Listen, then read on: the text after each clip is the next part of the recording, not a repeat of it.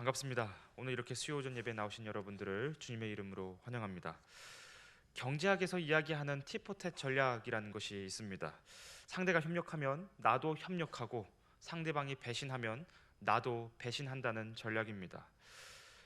하지만 이 전략에는 한 가지 문제가 있습니다.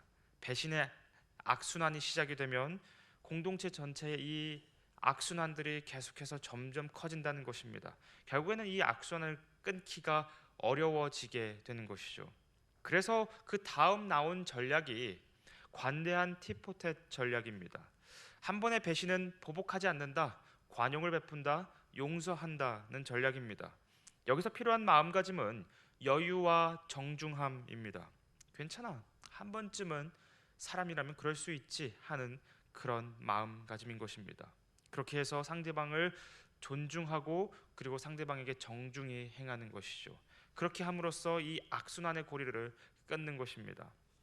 오늘 본문은 바로 이런 내용을 우리에게 이야기하고 있습니다. 이제 장면은 무엇인가 전전긍긍하며 돌아다니고 있는 베드로의 모습에서 오늘 이야기가 시작이 됩니다. 베드로가 이런 모습을 보이는 이유는 무엇인가 걱정이 될 만한 소식을 들었기 때문입니다. 당시 그리스도인들은 여러 가지 차별과 고난을 당하고 있었던 상황이었습니다. 로마시에서 네로의 박해 이후 그리스도인들을 향한 불신의 눈길은 제국 전체로 퍼지게 되었습니다. 지역 사회가 섬기던 신을 섬기지 않은 모습도 계속 눈에 가시가 되었었던 것 같고, 황제를 숭배하지 않는 것도 로마 사람들이 보았을 때는 이상해 보였던 것입니다. 그러다 보니 로마 제국 내의 각 지역 사회는 그리스도인들을 사회 부적응자라고 규정짓기 시작했습니다. 그러면서 여러 가지 불이익을 주었던 것이죠.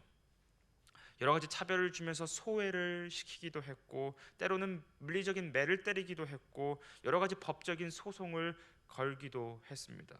이런 고난 앞에 그리스도인들의 믿음이 점점 흘려가는 상황이었던 것이죠.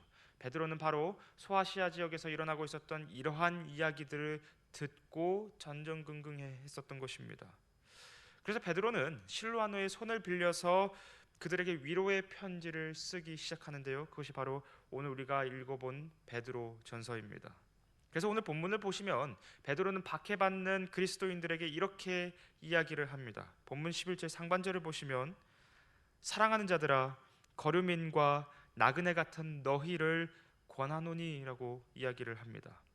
여기서 베드로는 고난받는 그리스도인들을 뭐라고 부르냐면요, 거류민과 나그네 같은 자들이라고 이야기를 하고 있습니다. 거류민과 나그네 하면 떠오르는 장면이 있으십니까? 베드로는 이 단어를 어디서 가지고 왔냐면 창세기 23장 4절의 표현에서 가지고 온 것입니다. 이 표현은 아브라함이 자기 자신을 그 가나안 땅에 사는 이웃들에게 설명할 때 이렇게 이야기를 했습니다. 나는 당신들 중에 나그네요 거류하는 자입니다. 아브라함이 이 이야기를 했을 당시 그는 죽은 아내를 묻을 땅조차도 없었습니다.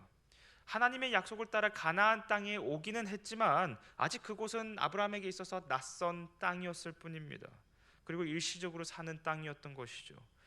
베드로는 아브라함이 이 이미지를 고난받는 그리스도인들에게 적용하고 있습니다.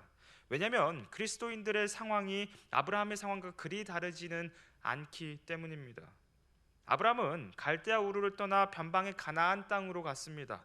문명의 혜택을 누리던 그런 모습 속에서 문화인으로 살아갔었지만 아브라함이 가나안 땅으로 옮기면서 그곳에서는 땅 한 평조차도 없는 나그네로서 살아갔었던 것입니다. 아브라함의 입장에서는 그런 결정을 내린 것이 고통이었고 그 결정대로 살아가는 것 또한 고통이었습니다.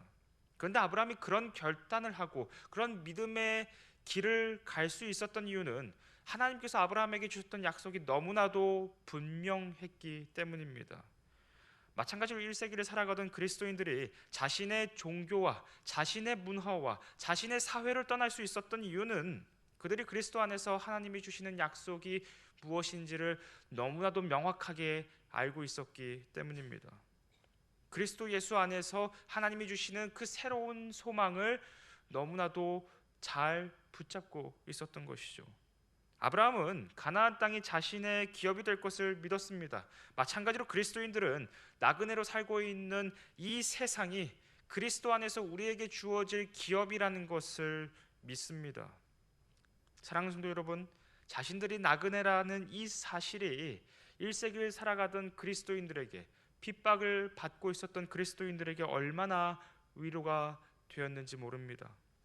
그리스도인에게 있어서 이 땅에 집이 없다는 사실은 모순적이지만, 정말로 모순적이지만 자유를 줍니다. 죄악된 이 세상에 정해준 대로 살 필요가 없다는 그 자유가 그리스도인들에게 있는 것이죠. 세상은 끊임없이 우리에게 무엇인가를 요구합니다. 그것도 각 사람의 상황과 환경에 맞게 무엇인가를 늘 우리에게 요구합니다. 문제는 우리가 그러한 것들을, 세상이 요구하는 것들을 이상한 것으로 여기는 것이 아니라 너무나도 자연스러운 것으로 받아들이고 납득한다는 것입니다. 왜냐하면 우리는 이 세상 속에서 살아가면서 이 세상이 주관하고 있는 문화 아래에서 그 문화를 숨쉬듯이 살아가고 있기 때문입니다. 요즘 사회에서는 각 연령대별로 이루어야 하는 지표들이 있습니다. 어느 나이대가 되면 연봉은 어느 정도 되어야 하고, 차는 어느 정도 급은 타야 하고, 재산은 이 정도는 갖고 있어야 한다라는 그 지표가 있습니다. 여기서 벗어난 사람들을 비정상적인 사람 혹은 능력이 없는 사람, 이런 식으로 치부해 버리는 것이죠. 예를 들어서 저는 30대입니다. 30대가 되면 세상이 이런 지표를 저에게 요구를 합니다. 적어도 3천 후반에서 4천 정도는 그 연봉을 가지고 있어야 하고, 차는 적어도 아반떼를 가지고 있어야 한다고 합니다. 재산은 한 1억 정도 모아야 한다고 이야기를 하죠. 저는 이 기준에 따르면 세상에서 이룬 것이 아무것도 없는 그런 사람입니다. 하지만 저는 이런 기준을 따르지 않습니다. 저는 그리스도인이기 때문에 이 기준에서, 세상이 저에게 요구하는 이 기준에서 너무나도 자유스럽습니다. 그런데 사람들이 왜 이러한 세상의 요구를 납득하며 받아들이고 그것을 나의 욕망으로 바꾸는지 아십니까? 세상의 기준을 따르면 적어도 실패하지는 않을 거라는 그 믿음이 있기 때문입니다. 그리고 그 생각을 한꺼풀 더 벗겨보면 이 세상이 나의 영원한 본향이라는 그 생각이 사람들의 마음 가운데 있습니다. 이것이 그 사람들의 마음을 이루는 전제가 되고 토대가 되는 것입니다. 그래서 현대 사회의 고질병이 무엇이냐면 죽음을 이야기하지 않는다는 것입니다. 머릿속 한 구석에는 모든 인간은 죽는다는 사실을 알고는 있지만 내 삶은 그런 삶을 살지 않습니다. 나와 내 주변은 이 죽음과는 전혀 무관한 삶을 살 것이라고 생각을 하는 것입니다. 사람들은 이러한 생각을 가지고 세상이 요구하는 것을 내가 욕망하는 것으로 받아들입니다. 그리고 그것을 성취하기 위해, 세상이 요구하는 것을 내가 원하는 것으로 받아들이고 성취하기 위해 앞만 보고 달립니다. 그리고 시간이 되었을 때 허망하게 이 세상을 떠나게 되는 것입니다. 그러나 이 세상이 영원한 내 집이 아니라는 사실을 아는 사람들은 세상의 이런 압박으로부터 얼마든지 자유로울 수가 있습니다. 그래서 베드로는 본문 16절에서 우리가 무엇을 가지고 있냐고 이야기를 하냐면 자유를 가지고 있다고 이야기를 합니다. 사랑하는 성도 여러분, 베드로의 이 권면은 1세기를 살아가는 그리스도인에게만 주어지는 그런 권면이 아닙니다. 오늘날을 살아가는 저와 여러분에게도 동일하게 주어지는, 성령께서 우리에게 주시는 동일한 권면입니다. 저와 여러분은 이 세상에서 대한민국 국민으로 살아가고 있습니다. 그러나 이 대한민국 국민이라는 이 정체성은 영원한 것이 아닙니다. 또 우리를 완전히 규정짓는 것도 아닙니다. 우리는 이 땅에서 살지만 우리의 모든 시민권과 정체성은 하나님 보좌 우편에 있습니다. 우리와 연합하신 그리스도께 우리의 모든 정체성이 있는 것입니다. 그래서 저와 여러분은 하나님 보좌 우편에 계신 주님께서 이 땅에 다시 오시기를 기다리고 있는 자들입니다. 우리는 이것을 믿음으로 기다리고 있는 자들인 것입니다. 우리는 그때를 기다리며 아브라함과 같이 새 소망을 가지고 나그네로서 이 땅을 살아가고 있습니다. 이 사실이 저와 여러분에게 자유를 줍니다. 이 사실이 저와 여러분에게 참된 자유를 줍니다. 그래서 우리 주님은 이렇게 말씀하십니다. 요한복음 8장 31절과 32절인데요. 너희가 내 말에 거하면 참으로 내 제자가 되고 진리를 알지니 진리가 너희를 자유롭게 하리라. 진리가 우리를 자유롭게 한다고 합니다. 물론 우리가 이 자유를 누리기 위해서는 세상이 우리에게 요구하고 압박하는 것을 이겨낼 수 있는 능력이 있어야 합니다. 때로는 1세기 그리스도인들이 겪었던 세상의 압박과 불이익도 견뎌내야 합니다. 자유를 누린다는 것은 그만큼 쉽지 않은 것이고 어려운 것입니다. 그럼에도 우리가 나그네로서 살 수 있는 이유는 우리 안에 주님이 주시는 진리와 새 소망이 있기 때문입니다. 거기서 주어지는 자유가 있기 때문에 그렇습니다. 바라기는 저와 여러분이 이 자유를 그리스도 안에서 누리는 자들이 다 되시기를 소망합니다. 자, 그렇다면 우리가 아브라함과 같이 나그네 인생을 살고 있는 것도 알겠습니다. 그리고 그 사실이 우리로 하여금 세상으로부터 자유를 준다는 것도 알겠습니다. 하지만 여기서 문제가 무엇이냐면요, 우리가 세상의 요구를 거절하면서 생기는 여러 가지 부당한 불이익과 이 어려움 등 이런 것들을 어떻게 우리가 대응하고 반응해야 하는지가 우리가 이제 신앙인으로서 그리스도인으로서 고민해야 될 지점인 것 같습니다. 세상은 불이익을 당하면 그대로 갚아주라고 이야기를 합니다.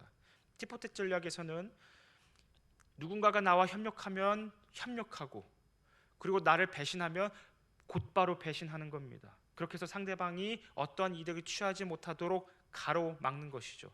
내가 이득을 보지는 못하지만 너도 이득을 보지 못할 거야 라는 전략이 바로 티포테 전략입니다. 이것이 바로 세상에 가지고 있는 원리인 것이죠. 물론 작은 것쯤이야 약간의 손해를 볼 수는 있을 겁니다. 그런 것까지 그대로 갚는다고 하기에는 우리의 인생이 너무나도 피곤해질 것이기 때문이죠. 그러나 1세기 그리스도인들처럼 사회로부터 불이익을 당하고 압박을 당하면, 때로는 물리적인 핍박을 받는다고 하면 이야기가 달라질 것입니다. 그런 피해를 당하면서 가만히 있는 사람들은 바보 같은 사람처럼 보일 것입니다. 보통 이런 상황 속에서 대부분은 피해를 받은 사실에 분노하게 됩니다. 화를 넘어서 분노하게 됩니다. 어떻게 대갚아줘야 될까 밤잠을 이루지 못하게 되는 경우가 많을 것입니다. 그런데 성경은 그런 우리의 분노를 뭐라고 이야기를 하냐면요, 육체의 행실이라고 이야기를 합니다. 갈라디아서 5장을 보면요, 19절부터 21절까지 제가 세 번역으로 읽어드리겠습니다. 육체의 행실은 환히 드러난 것들입니다. 곧 음행과 더러움과 방탕과 우상숭배와 마술과 원수맺음과 다툼과 시기와 분냄과 분쟁과 분열과 파당과 질투와 술취함과 흥청망청 먹고 마시는 노름과 그와 같은 것들입니다. 육체의 행실은 단순히 음행을 저지르는 것만이 육체의 행실이 아닙니다. 단순히 우상 숭배를 한다는 것만이 육체의 행실이 아닙니다. 육체의 행실은요, 분냄으로부터 오는 모든 갈라짐이 다 육체의 행실이라고 이야기를 하고 있습니다. 여기서 저는 화를 전혀 내지 말라는 것을 이야기하는 것이 아닙니다. 우리의 화는 인간에게 주어진 너무나도 자연스러운 감정입니다. 우리가 화를 내는 이유가 무엇입니까? 무엇인가에 대해서 통제력을 잃거나 아니면 자존감이 위협받았을 때 우리는 우리 감정 속에서 화라는 감정이 올라옵니다. 그러나 이 무력감이나 위협 같은 상황에서 우리 자신을 보호하기 위한 감정이 화라고 한다면, 여기서 정말 중요한 문제는 이 화를 어떻게 표현할 것인가에 대한 문제입니다. 보통 우리가 생각하는 화가 무엇입니까? 무엇인가 폭발하는 감정, 우린 그것을 분노라고 합니다. 화를 넘어서는 분노, 화가 폭발해서 생기는 감정이 바로 분노입니다. 그래서 화가 나면 거칠고 가시돋친 말을 쏟아내거나 감정의 주체가 안 되는 것을 우리가 보통 생각을 합니다. 이것이 성경이 이야기하는 육체에 속한 분노와 분냄에 속할 수가 있을 것 같습니다. 그러나 심리학에서 이야기하는 건강한 화 표출이 있습니다. 화를 내더라도 건강하게 화를 낼 수 있다는 것이죠. 화를 인정하되 폭발하지는 않는 것입니다. 그래서 나의 감정을 이야기하되 그 다음이 중요합니다. 존중하는 말로 내 감정을 상대방에게 정중하게 전하는 것이죠. 화를 표출하되 존중하는 마음을 가지고 정중하게 내 감정을 전하는 것입니다. 이것이 심리학에서 이야기하고 있는 건강한 화 표출입니다. 건강하게 화를 표출하면 성숙한 관계와 자기 존중으로 이어지게 됩니다. 그러나 이 화를 폭발시키면 모든 관계는 다 끝장나고 맙니다. 이것이 오늘 본문을 이해하는 한 가지 포인트가 될 수 있을 것 같습니다. 1세기를 살아가던 그리스도인들은 사회로부터 부당한 일을 당했습니다. 사회로부터 배척을 받았고 물리적인 핍박을 받았습니다. 이런 모든 일들은 다 부당한 일들입니다. 이런 일들을 당할 때마다 어느 누구든지 간에 마음속에 화가 나는 것은 당연한 것입니다. 하나님께서는 오늘 이 말씀을 통해서 너 화내지 마라고 말씀하시는 것이 결코 아닙니다.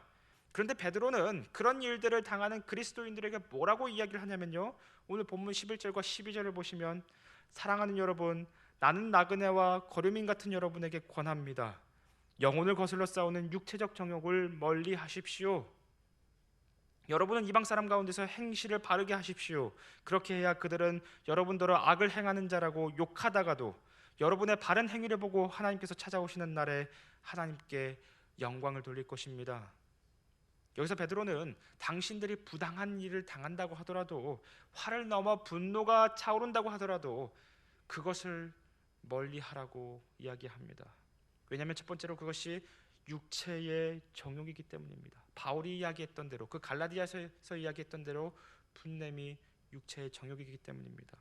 그리고 두 번째 이유는 자신의 감정을 상대에게 정당하게 전하는 선에서 화를 표출한다면, 그래서 세상의 원리와 다른 모습들을 우리 그리스도인들이 보인다면 그것이 무엇이 되냐면요, 하나님의 영광이 되기 때문입니다.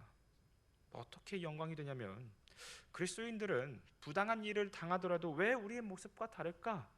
저들이 믿는 하나님은 뭔가 다른가 보다, 뭔가 다른가 보다, 이 생각이 들게끔 하는 것이 하나님께 영광이 된다는 것입니다.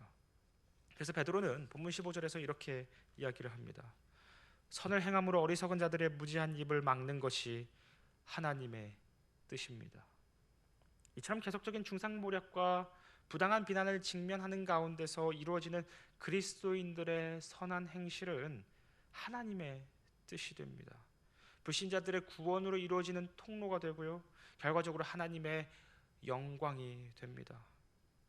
그래서 베드로는 이러한 원리를 확장해서 그리스도인들은 인간의 모든 제도에 복종해야 한다고 이야기를 합니다. 왜냐하면 하나님의 인간의 제도를 통해 이 땅이 제한적이지만 하나님의 공의와 정의를 실현하시기 때문입니다. 그렇게 해서 질서를 세우시는 것이죠. 그래서 본문 13절을 보시면 우리가 정부와 여러 가지 제도에 복종하는 이유는 그 사람들이 무섭기 때문에, 두렵기 때문에, 나를 핍박할 것 같아서가 아니라 하나님 때문입니다. 죄를 짓도록 명령하는 것 이외에는 우리가 국가의 제도에 복종함으로써 다른 사람들의 모범이 됨으로써 우리가 하나님께 영광을 돌리는 것입니다. 그래서 그리스도인들은 악에 대하여 선을 행함으로써 자신들이 무정부주의자가 아니라 훌륭한 시민이라는 것을 드러내야 합니다. 그럼으로써 세상은 우리의 모습을 통해 그리스도인들은 뭔가 다른가 보다, 왜 저들이 믿는 하나님이 누구시길래 저들은 저렇게 행동하는가, 이런 생각이 드는 것이죠. 실제로 AD 313년에 기독교가 로마의 공식 종교가 됩니다. 그러나 그 전에 그리스도인들이 무엇을 했냐면요, 수많은 핍박과 고난을 받을지라도 그들은 그리스도인으로서, 그리고 동시에 로마 시민으로서 살아갔습니다. 로마 사람들은 그들의 그 모습들을 보면서 저들이 믿는 도대체 예수가 누구길래 저렇게까지 행동을 하는가라는 생각이 들었습니다. 로마 제국에 역병이 들어서 모든 사람들이 도시를 떠나 다 도망을 가고 그 도시에는 가난한 자 그리고 고아와 과부만 남았을 때 그리스도인들이 무엇을 했냐면요, 지하 카타콤에서 나와서 그들을 치료하고 그들을 보살펴주면서 선한 행실을 보였습니다.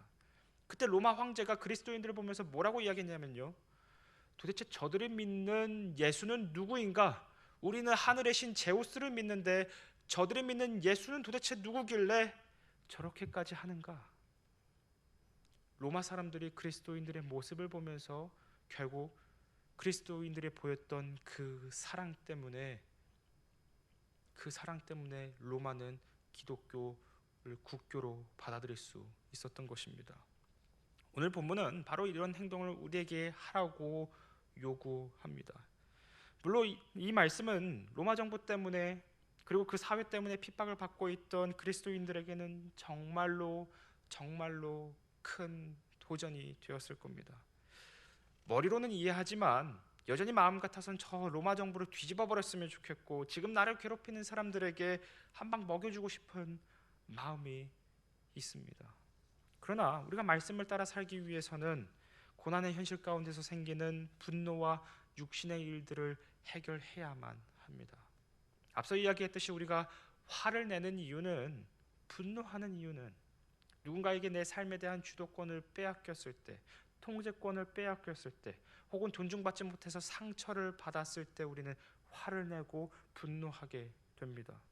그렇다면 사랑하는 성도 여러분, 우리가 언제 상처를 받지 않게 되시는지 아십니까? 내면에 자존감이 안정되어 있을 때입니다. 예를 들어서 누군가가 저한테 이재훈 목사는 바보야 라고 하면 저는 상처를 받을까요? 받지 않을까요? 네, 여기서 좀 갈라지는 것 같습니다. 저는 아마 받지 않을 겁니다. 왜냐하면 제 스스로가 저는 바보가 아니라는 것을 제 내면에서 너무나도 잘 알고 있기 때문입니다. 그런데 누군가가 저에게 와서 이재훈 목사는 참 못생겼어 라고 하면 저는 상처를 받을까요? 상처를 받지 않을까요? 네, 전 받습니다. 왜냐하면 제 얼굴이 연예인처럼 생긴 얼굴은 아니기 때문에 그렇습니다. 마찬가지로 우리 그리스도인들이 그리스도인으로 살아갈 때 세상의 수많은 압박과 부당한 일들을 당할 것입니다. 그런데 그것이 상처와 분노가 되지 않기 위해서는 우리 자신의 정체성이 올바르게 서 있어야 합니다. 그리고 그 정체성이 내 내면을 가꾸고 내 내면의 단단함이 되어야 하는 것이겠죠. 그래서 베드로는 이 부분을 이렇게 이야기합니다. 본문 16절과 17절을 보시면 제가 세 번역으로 읽어드리겠습니다. 여러분은 자유인으로 사십시오. 그러나 그 자유를 악을 행하는 구실로 쓰지 말고 하나님의 종으로 사십시오. 모든 사람을 존중하며 믿음의 식구들을 사랑하며 하나님을 두려워하며 왕을 공경하십시오. 베드로는 우리의 정체성이 무엇이라고 이야기를 하냐면요, 자유인이라고 이야기를 합니다. 우리의 모든 정체성은 자유인이라는 사실에 있습니다. 우리는 죄와 죽음의 권세에서 자유롭게 된 사람들입니다. 우리는 세상의 기준에서 자유로운 사람들입니다. 왜냐하면 우리는 그리스도께 속한 자들이기 때문입니다. 우리가 하나님의 종이 됨으로써 역설적으로 우리는 자유를 얻었습니다. 그러므로 우리가 세상이 우리에게 하는 일 때문에 분노하는 것은 어쩌면 우리가 받은 자유가 무엇인지 아직 우리 내면 안에서 그것이 형성되지 않았기 때문일지도 모르겠습니다. 하나님의 종으로 사는 삶이야말로 참으로 자유한 삶입니다. 이 자유에서부터 우리의 정체성과 자존감이 세워지고요, 여기서 우리 그리스도인들의 여유가 나옵니다. 여유가 있는 사람은 누군가를 품을 수 있고 모든 사람에 대해 정중히 행동할 수 있게 됩니다. 왜냐하면 내가 자신감이 있고 두려울 것이 없기 때문입니다. 관대한 티포테 전략에서 핵심적인 것은 여유입니다. 여유로운 사람이 누군가에게 관용을 베풀고 그리고 그 악의 고리를 끊어낼 수 있는 것이죠. 마찬가지로 베드로는 자유인으로서 그리스도인들을 핍박하는 자들을 두려워하지 말고 우리의 모든 사람들에게 정중히 대하라고 이야기를 합니다. 본문 17절을 보시면 모든 뭇 사람에게 존대하라고 이야기를 합니다. 설령 그 사람이 핍박을 주도하고 있는 로마의 황제라고 할지라도, 로마와 황제와 같은 힘 있는 자라고 할지라도 존대하고 존중하고 정중히 대하라고 이야기를 합니다. 왜냐하면 우리는 참된 자유를 얻은 자들이고 아직 저들은 그 자유가 무엇인지 모르는 그런 자들이기 때문입니다. 그러면 우리가 진정으로 두려워해야 할 존재는 이 세상의 무엇인가가 아닙니다. 오히려 우리를 붙드시고 우리와 함께 하시는 하나님을 두려워하고 경외해야 합니다. 그런데 그 하나님께서 우리에게 참된 자유를 주신 아버지시라면 우리가 도대체 무엇을 두려워해야 합니까? 말씀을 맺고자 합니다. 사랑하는 성도 여러분, 이전에 우리는 죄와 죽음의 권세 아래에서 종으로, 노예로 살았습니다. 자유가 박탈당한 채 그저 세상이 우리에게 요구하는 것을, 세상이 우리에게 만들어준 그 사회적 틀을 내 자신의 욕망으로 받아들이는 노예 생활을 했습니다. 그러나 예수 그리스도께서 십자가에서 죽으시고 부활하심으로 진정한 자유가 저와 여러분에게 주어졌습니다. 그러므로 우리에게는 이 자유를 우리의 삶 속에서 실현시켜야 하는 의무가 있습니다. 과거 이스라엘은 이 자유를 실현하기 위해 이집트라는 문명을 탈출해서 아무것도 없는 사막에서 살았습니다. 자유를 위해 자발적으로 나그네가 된 것입니다. 마찬가지로 우리가 그리스도인이 된다는 것은 우리가 얻은 자유를 실현하기 위해 십자가의 도를 따르는 순리자가 되는 것입니다. 그 과정 중에는 우리가 당하게 될 부당한 일들도 있습니다. 이스라엘 사막에서 여러 가지 어려움을 당했었던 것처럼 우리 또한 이 세상에서 광야의 길을 나아가야 할 것입니다. 세상은 우리를 이해하지 못합니다. 왜냐하면 그들은 그리스도 안에서 주어진 자유가 무엇인지를 모르기 때문입니다. 이해할 수도 없고 맛보지도 못한 자들이기 때문에 그렇습니다. 죄와 죽음의 권세가 너무도 자연스러워서 거기서 벗어난다는 것이 무엇인지를 그들은 모릅니다. 그래서 세상은 우리를 주저앉히려고 하고 우리를 억누르려고 합니다. 그런 일들을 당할 때마다 어쩌면 저와 여러분의 마음 가운데 분노가 차오를지도 모르겠습니다. 그때 우리에게 필요한 덕목은요, 자유인으로서 모든 사람들에게 존중을 보여주며 그리고 그들에게 정중히 행하는 것입니다. 그래야 우리가 누리고 있는 자유가 무엇인지를 보여주며 이 자유를 주신 그리스도를 드러내는 것이죠. 물론 이런 삶을 사는 것이 결코 쉽지는 않을 것입니다. 그럴 때마다 바라기는 저와 여러분이 십자가에 달리신 예수 그리스도를 기억하시기를 소망합니다. 왜냐하면 그분께서 고난 앞에서 온유하고 흠없는 어린 양과 같이 계셨기 때문입니다. 그 모습 때문에 우리가 구원을 받았고 그 모습 때문에 하나님이 영광을 받으셨습니다. 그러므로 우리는 주님의 그 모습을 따라야 합니다. 우리가 주님을 따라 자유인으로서 모든 사람을 존중하며 우리를 괴롭히고 핍박하는 사람들에게도 정중히 대해야 합니다. 세상은 그런 우리의 모습을 통해 그리스도를 보게 될 것입니다. 그리고 하나님은 그런 우리의 모습을 통해 영광을 받으실 것입니다. 저 여러분 모두가 이러한 자유를 누리시는 자들이 다 되시기를 소망합니다. 그리하여 이 자유인으로서 우리가 모든 사람들에게 존중을 보이고 정중함을 행하는 복된 자들이 다 되시기를 주님의 이름으로 소망하고 축복합니다. 기도하겠습니다.